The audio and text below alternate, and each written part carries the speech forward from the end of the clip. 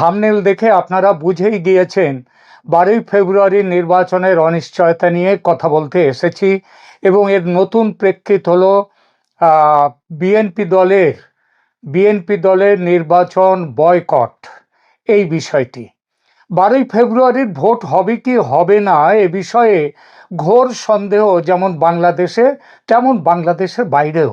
Vote শুরু না হলে কেউ বলতে পারবে না যে ভোট হচ্ছে, আর সন্ধ্যায় ভোট শেষ না হলে কেউ বলতেও পারবে না যে ভোট আদৌ ঠিকঠাক হলো কি না, এবং এর মধ্যে ভোট চলার মধ্যে কোনো দল মাঠ থেকে বেরিয়ে যাওয়ার সিদ্ধান্ত নিয়েছে কিনা।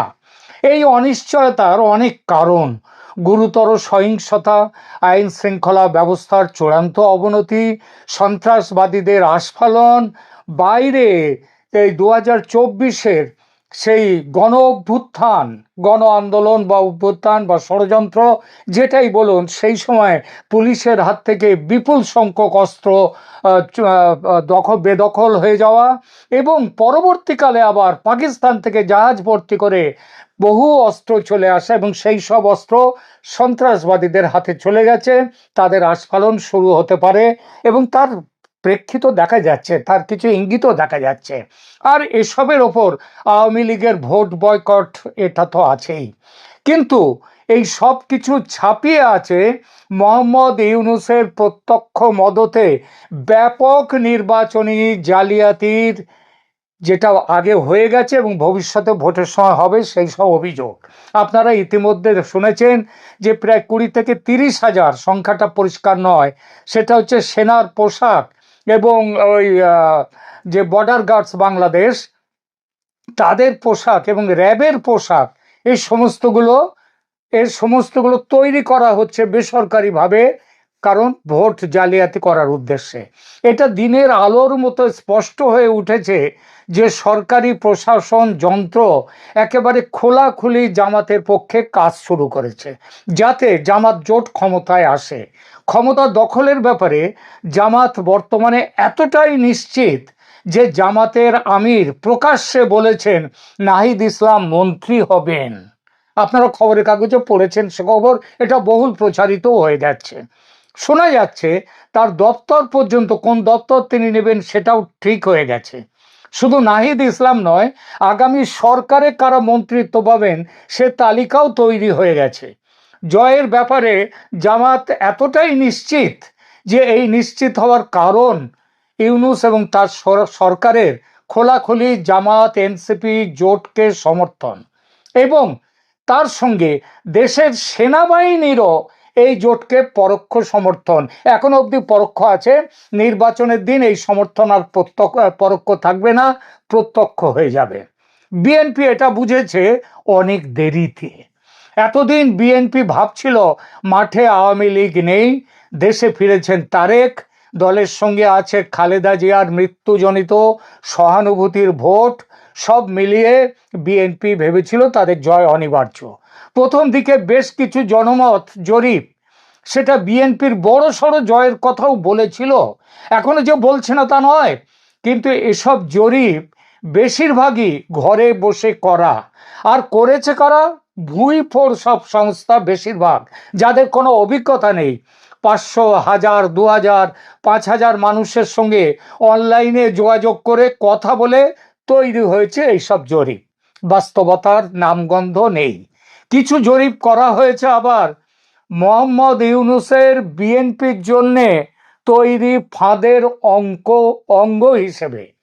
একটু বুঝিয়ে বলি যে ফাঁদের অঙ্গ কেন, যে বিএনপিকে স্তব বাক্য দেয়া হবে যে তোমরা জিতছ, সুতরাং সেই জেতাটাকে একটু কাগজে কলমে একটু ভালোভাবে দেখানো, এইটা হচ্ছে ফাঁদ। ফাঁদটা কে তৈরি করেছেন? মোহাম্মদ ইউনূস, তার সরকারও তৈরি করেছে। কার জন্যে? বিএনপির জন্যে। ভারতের কেন্দ্রীয় এক গোয়েন্দা সংস্থার বাংলাদেশ বিষয়ে যুক্ত এক মাঝারি দরের অফিসারের সঙ্গে কথা হচ্ছিল। তিনি ইউনূসের এক চমৎকার প্ল্যানের কথা বললেন, যে প্ল্যানটার কথা আমি বলতে যাচ্ছি। বেশ কিছু হঠাৎ গজিয়ে ওঠা জরিপ সংস্থাকে সরকারের তরফ থেকে বলে দেওয়া হয়েছে বিএনপিকে জয়ী দেখিয়ে কিছু জরিপ করতে, মানে ফরমায়েশি জরিপ। এই জরিপ কর্তারা বেশ বেশি পরিমাণে আওয়ামী লীগের ভোট বিএনপির বাক্সে ফেলে দিয়ে খুব ট্রাপ এঁকে একেবারে বিএনপিকে জিতিয়ে দিচ্ছে। এইসব জরিপের ফলে বিএনপি ক্ষমতায় আসার বিষয়ে দারুণ নিশ্চিত ছিল, বলা যায় একেবারে স্বপ্নে বিভোর ছিল।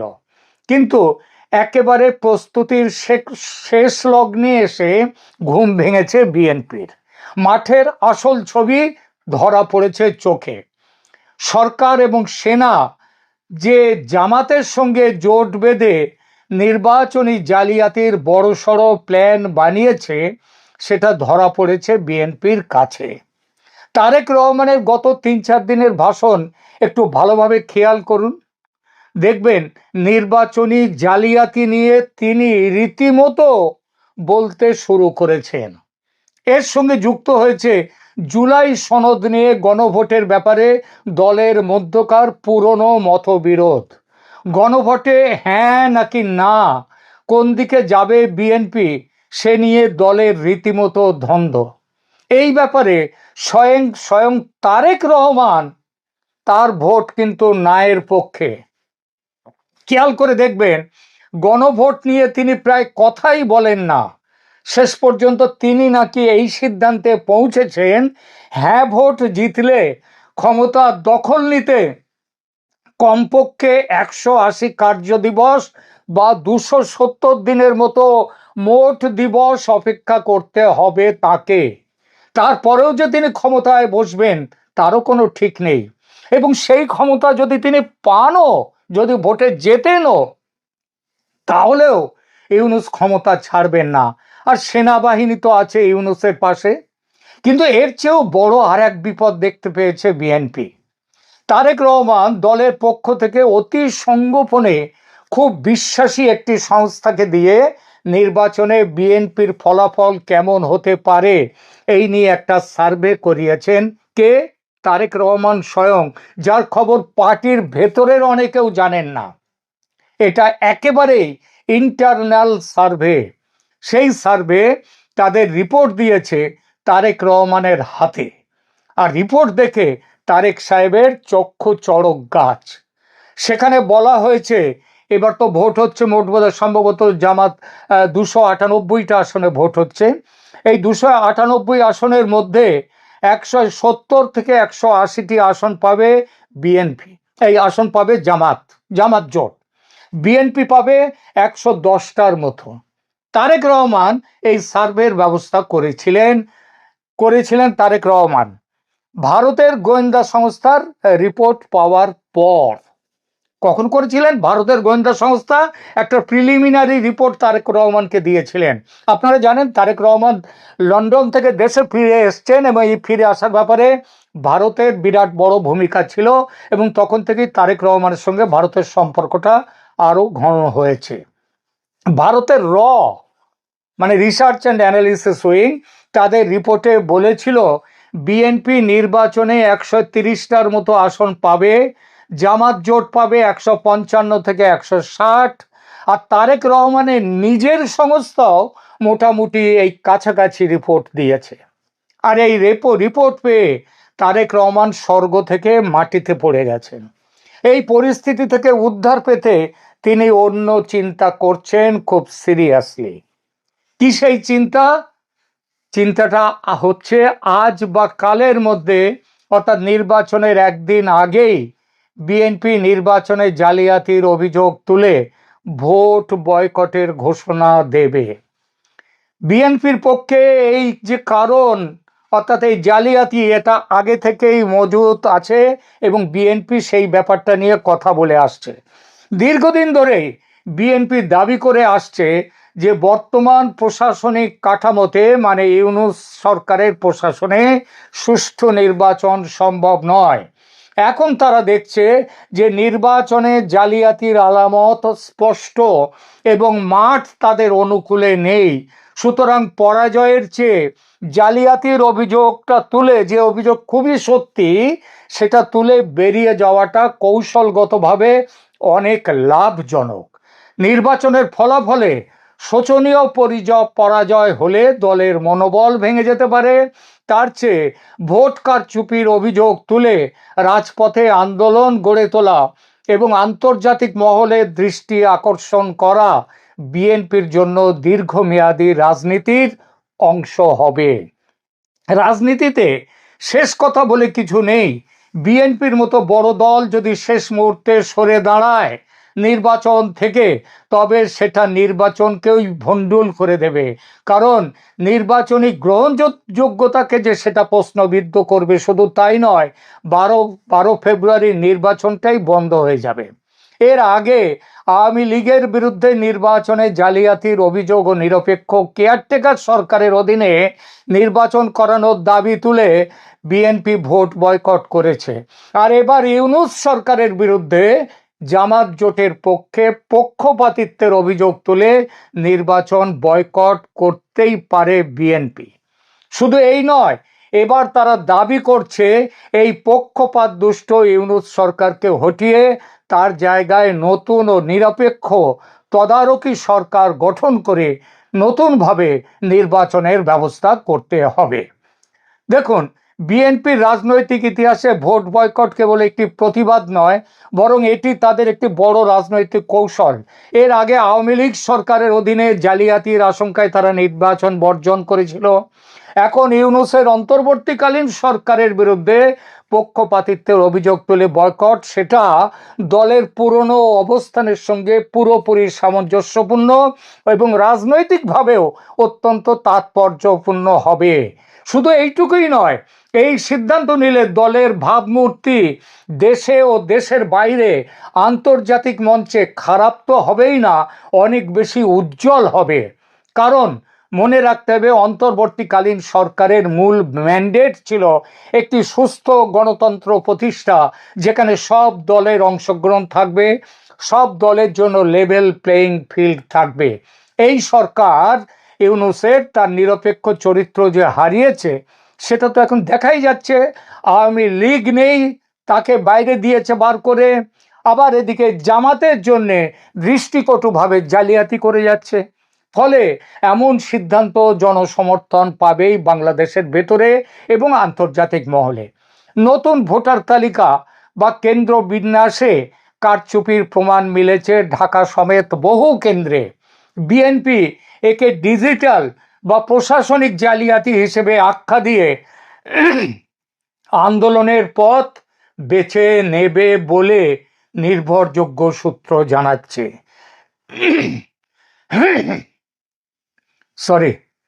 বিএনপির ভোট বয়কটের সিদ্ধান্ত একটা সুদূর প্রসারী চিন্তা ভাবনা থেকেও উঠে এসেছে।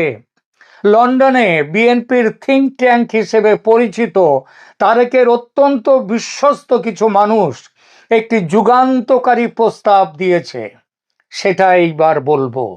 প্রস্তাবটি হলো জামাতকে সরিয়ে আওয়ামী লীগকে দেশের রাজনীতিতে ফিরিয়ে এনে পুরনো চেনা বাইপোলার রাজনীতিতে ফিরে যাওয়া, যেখানে প্রধান দুটি দল হবে বিএনপি ও আওয়ামী লীগ। মনে রাখতে হবে যে আওয়ামী লীগকে দেশে রেখে দিয়েও বিএনপির সভানেত্রী বেগম খালেদা জিয়া তিনি তিনবার বাংলাদেশের প্রধানমন্ত্রী হয়েছিলেন। সুতরাং আওয়ামী লীগকে নিয়ে এলে বিএনপির লাভ, দেশের লাভ এবং আন্তর্জাতিক স্বীকৃতিও বিএনপির পক্ষে আরো প্রবল হবে। একে রাজনীতির ভাষায় বলা হয় রিয়েল পলিটিক বা বাস্তবমুখী রাজনীতি। আপাত দৃষ্টিতে বিএনপি এবং আওয়ামী লীগকে চিরশত্রু মনে হলেও ক্ষমতার ভারসাম্যের প্রশ্নে এই তত্ত্বটির পেছনে, অর্থাৎ আওয়ামী লীগ এবং বিএনপি এই দুটোই থাকবে দেশে মুখ্য ধারার দল। এই প্রশ্নে, এই তত্ত্বর পেছনে বেশ কিছু শক্তিশালী যুক্তিও রয়েছে। প্রথমত, দ্বিমেরু রাজনীতি বা বাইপোলার রাজনীতির স্থিতিশীলতা। দীর্ঘ কয়েক দশক ধরে বাংলাদেশের রাজনীতি বিএনপি এবং আওয়ামী লীগ এই দুই মেরুকে কেন্দ্র করে আবর্তিত হয়েছে। আন্তর্জাতিক সম্প্রদায় এবং বিশেষ করে বিদেশি বিনিয়োগকারীরা এমন একটি রাজনৈতিক পরিবেশ পছন্দ করে যা প্রেডিক্টেবল বা পূর্বাভাসযোগ্য।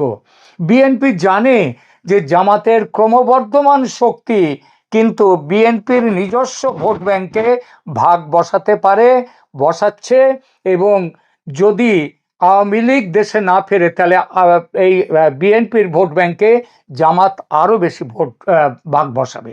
আওয়ামী লীগ যদি রাজনীতি থেকে পুরোপুরি নিশ্চিহ্ন হয়ে যায় তবে যে শূন্যতা তৈরি হবে তা পূরণ করতে এগিয়ে আসবে এই জামাত। বিএনপির জন্য পুরনো শত্রুর মোকাবিলা করা নতুন ও অজানা শত্রুর মোকাবিলা করার চেয়ে সহজ। আর একটা জিনিস, বিএনপি এবং জামাত দীর্ঘদিনের মিত্র হলেও তাদের মধ্যে সবসময় একটা লড়াই কিন্তু রয়েছে। জামাত যদি একক শক্তিশালী দল হিসেবে আবির্ভূত হয় তবে তারা বিএনপির ধর্মীয় ও ডানপন্থী যে ভোট বিএনপিতে আছে জামাত নিজেদের দিকে টেনে নেবে, বিএনপি আরো নেমে যাবে। তৃতীয়ত, ইমেজ সংকট থেকে মুক্তি, একটা ইমেজ মেকওভারের ব্যাপার আছে। আন্তর্জাতিক মহলে বিশেষ করে পশ্চিমী দুনিয়ায় জামাতের সাথে বিএনপির মিত্রতা বিএনপিকে এর আগে কট্টরপন্থী মৌলবাদী দল হিসেবেও চিহ্নিত করেছে। আওয়ামী লীগ যদি একটি লিবারেল অপোজিশন হিসেবে থাকে তবে বিএনপিও নিজেকে একটি মধ্যপন্থী ও ভারসাম্যপূর্ণ দল হিসেবে প্রমাণের সুযোগ পাবে।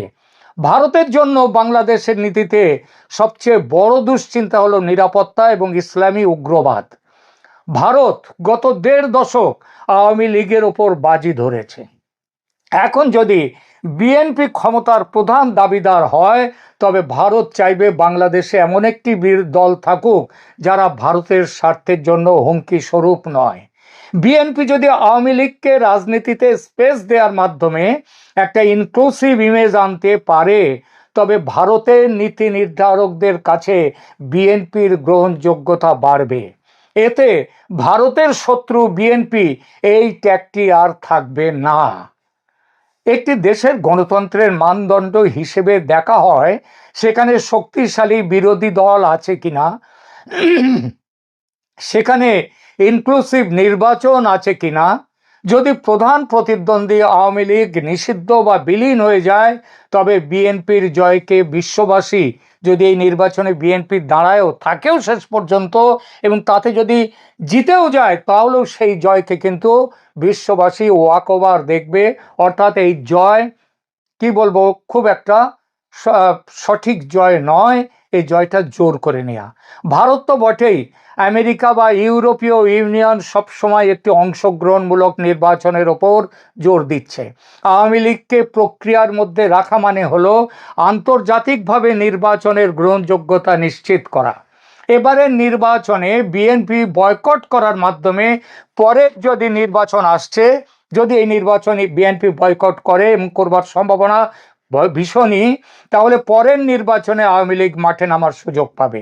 এতে বিএনপির ইমেজ মেকওভার অনেক ভালো হবে। বিএনপি যদি মনে করে আওয়ামী লীগের অস্তিত্ব তাদের ক্ষমতায় যাওয়ার পথ সুগম করবে এবং জামাতের প্রভাব খর্ব করবে তবে পর্দার আড়ালে বিএনপির সাথে তাদের অন্তত মোটামুটি একটা সমঝোতা হওয়া খুবই বাস্তবসম্মত। বিএনপি এই মুহূর্তে ভোট বয়কট করলে বাংলাদেশে উথাল পাতাল পরিস্থিতি তৈরি হবে। ইউনূস সরকারের পতন ঘটবে অবশ্যম্ভাবী। নতুন তদারকি সরকার আসবে। ইউনূসের ফ্যাসিস্ট ও চরম অপদার্থ সরকারের পতন হবে বিএনপির ভোট বয়কটের সবচেয়ে বড় প্রতিক্রিয়া। আর এটা হলেই বাংলাদেশে বিএনপির সমর্থনের গ্রাফ একেবারে রকেটের মতো উপরে উঠবে। আপাতত এখানেই রাখছি।